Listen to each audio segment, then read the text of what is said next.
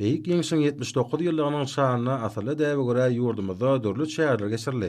Bu şanytyne türkmen halkynyň belet watançylygynyň we edermenlikleriniň oň parahatçylyk, söýjilik, döredijilik ýöreglerini, ata-babalaryň parasatlyk wesiýetlerini ygrarlydygynyň nyşan hukmyny milli senamada möhüm orna eýleýär.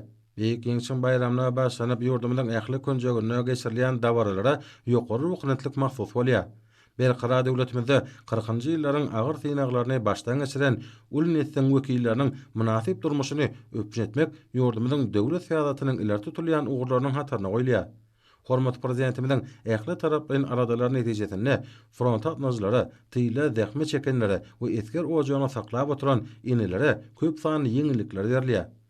Tarihi müňýyllyklaryň jümüşine kökörüp gidýän türkmen halky çaýgylary terbiýelemekde esasy ýörelgelerin bir hukmynda ata-babalarymyzyň köp asarlyk wesiýetlerini baýlaşdyryp, olaryň dowamly bolmagyna gol berýär.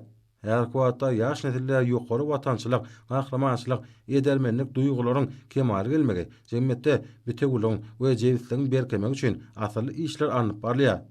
Biz milli gahramanlaryň öňünde taqdim edýär. Olaryň deňsiz taýsy ýeňişlerine mukaddes sarpa goýýar.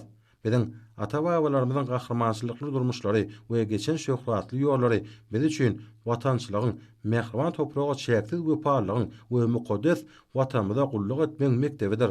Türkmenistany adamlaryň parahatçylyga, dostluga, insan perwerlige we halkyň jewitligine bolan telwasyny aňladýan ýeňiş bayramına başlanan şäherler ýurdumyzyň ähli könjegine ýokary ruhanyetlige beslenli. Hormat prezidentimiň ýol başlygyna garaşy eken beýtarap Türkmenistanyň alyp barýan şöhratly ata-babalarymyzyň insan perwer we döredijilik däplerini esaslanýan ähli parahatçylygyň we howpsuzlygyň berkidilmegine, durnukly ösüşiň öpjün edilmegine, netijeli hyzmatdaşlygyň giňeldilmegine gönükdirilen döwlet syýasaty dünýäde ýokary halkara awraýyna eýe boldy. Her wagtda biziň ýurdumyz sebitde parahatçylygy dörediji merkez hökmüne ikrar edilýär. Munyň özi halkyň iň öňe däpleriniň dowamytlygynyň ata-babalarymyzyň edermenliklerine münasip hormat goýmagyň aňlatmasydyr. Hemişelik beýtaraplyk hukuk derejesiniň ýörelgelerini üýtgewsiz ygrarly türkmen döwleti beýtaraplygyň we parahatçylyk söýjiligiň daşary syýasatymyzyň esasy binýady bolup galýanlygyna iş ýüzüni görkezýär. Paýtagtymyzda geçirilen şäherlerde milli gahramanlarymyzyň durmuş ýoly, olaryň ýaş nesliniň watançylyk ruhuny terbiýelenmegindäki işleri beýan edildi. Hormatly prezidentimiň alyp barýan öňdöňejlikli syýasy ugry netijesinde garaşy eken beýtarap Türkmenistan tutuş Merkezi Aziýa sebitinde parahatçylygyň we durnuklygyň miýzeme daýanyjy bolup durýar. Parahatçylyk, söýjilik, açyklyk we netijeli hyzmatdaşlyk ýöreglerini esaslanýan daşary syýasat ýörelgämiz hormatly prezidentimiň öňe sürýän döredijilikli başlangyçlary doly gollaw tapýar. Şeýlede dünýä jemgyýetçiligine giňden ikrar edilýär. Garaşy beýtarap Türkmenistanyň tutuş ilaty ýeňiş bayramny uly ruhanyetlik bilen dawarananlardy.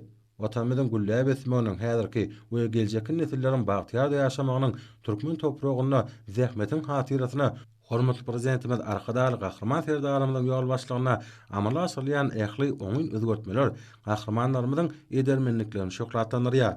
Beýik ýeňişiň gazanylmagynyň taryhy nukdaýy nazardan şeýlede ösüp gelýän ýaş nesli gahramançylyk, mertlik we insan perwerlik ruhuny terbiýelemekde uly ähmiýet eder.